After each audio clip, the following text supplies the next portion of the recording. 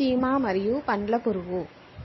పచ్చదనంతో నిండి ఉన్న ఒక తోటలో ఒక చిన్న జీవి చీమ అను చాలా బిజీగా ఉండేది.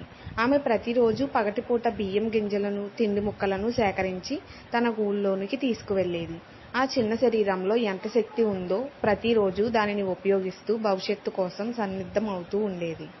తన పని మధ్యలో అను ఎప్పుడూ చూసే మరొక జీవి బింబి అనే పండ్ల పురుగు. ఆమె ఎప్పుడూ పండ్లను గుటుక్కుమని తినేస్తూ చెట్ల మధ్య ఊగుతూ మస్తీగా బ్రతికేది. అను, ఏం పగలంతా కష్టపడతావు, ఇది వేసవి, ఎంజాయ్ చెయ్యాలి అని బింబి పదే పదే అనేది.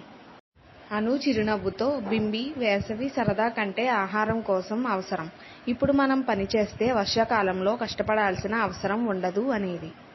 ఓహో, ఆ వర్షాకాలంకి ఇంకా చాలా టైం ఉందిలే, అప్పుడే చూసుకుందాంలే అంటూ బింబి మళ్ళీ తన పనిలో పడింది. అంటే తినడం, నిద్రపోవడం, మెల్లగా ఊగడం.